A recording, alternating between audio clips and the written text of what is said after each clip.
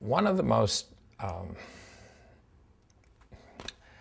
don't know how to phrase it, but one of the most special things that happens for the actors and the audience is that in this coming together is that for a brief moment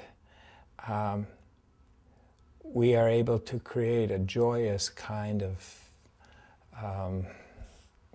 feeling, you know, within. We can get away from the whatever our daily chores are that we all have to, you know, engage in. But for this time, we can escape into this world.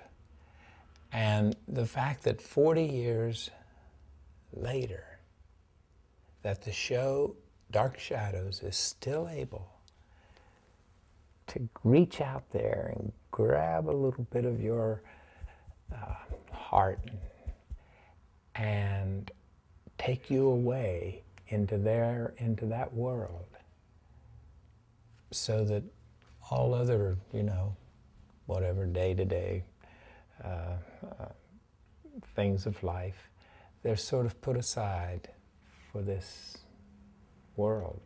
And for that brief, very joyous and joyful moment, I think it's a moment, I know for me, and I believe for the audience alike, it's a moment to be treasured. And it's, in a way, it's not to be taken lightly, because you just don't find that kind of, you know, rapport, that give and take between the audience and that show, and that it's still going on all these years later is just a testament to that. The creative genius behind Dark Shadows was the one and only, how do you say that word? Inimitable, I can't even say it. The creative force, the driving force behind Dark Shadows was Dan Curtis. And somehow Dan was able to, you know, bring forth all of this. And Dan was almost, if not a professional golfer, he was very close to it, because as I recall, he had started one of the very first televised golf shows, if not the first. And that just goes to, you know, one of the interesting things about it is when you look at somebody, you pigeonhole them, or you say, oh, he's a golfer. You know, how could he ever have come up with this other kind of, you know, whether it's a dream he had or a nightmare or just his sheer imagination. So I would imagine when he first came up with the idea, it was a pretty hard sell, because after all, he was pigeonholed as this or that. But what he was able to do is, was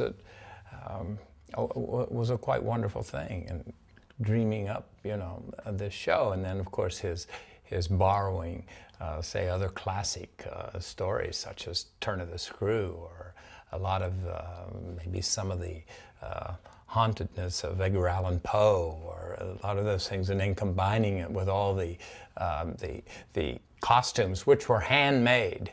And by the way, and I believe the costume shop, as I recall, yes, it was right there, and they used to hand make all of the clothes, all of the long dresses, for the frock coats that the men wore, and then they had all of these antiques, you know, so for the set pieces.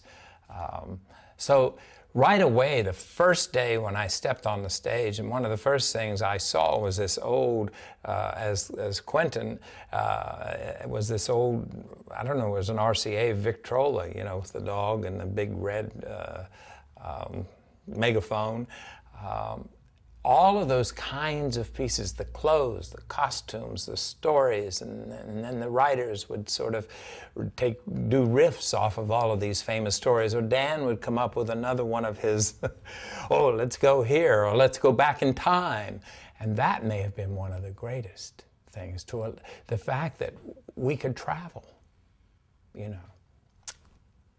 And it all emanated out of Dan. And that's where Dan first, obviously, where he first started directing. I think that Dark Shadows is certainly a legacy, and it's his legacy that one should be, rightfully so proud of. The fact that all these years later, it is still bringing joy. It is still bringing joy to children, to adults, to teenagers, all these years later. When the show was about over, actually I was in the hospital because I had an attack of appendicitis. So the show actually went on for a couple of weeks, and I didn't film those last couple of weeks, but then we were in the process of taking the show and doing another movie, another Dark Shadows movie with Johnny and Grayson and Nancy and Kate and Jimmy Storm.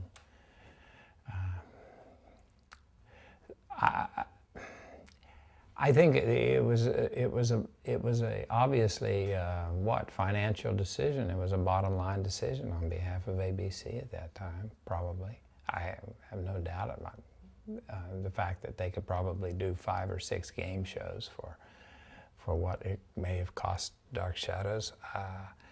Also, it may be that show burned so intensely and so brightly for those years that it was meant, you know, to just go away, to just, you know, go away. And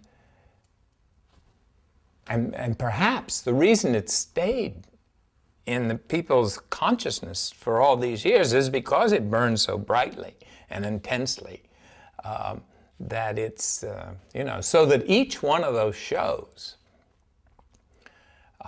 you'll meet these, they can quote it to you, they can feed it back to you, because they've seen a lot of the, you know, the episodes so many times. They know, fans know far more than certainly I do, or that I recall. Hello, I'm David Selby, and I've put together a special book called In and Out of the Shadows, containing over 300 color and black and white photographs from my career, with an extensive section devoted to my days as Quentin Collins on Dark Shadows. I've also included some poems I've written that reflect on my life as an actor that I hope you will enjoy. To order In and Out of the Shadows, please call or write to the address on your screen or visit davidselby.com. And thank you for watching Dark Shadows.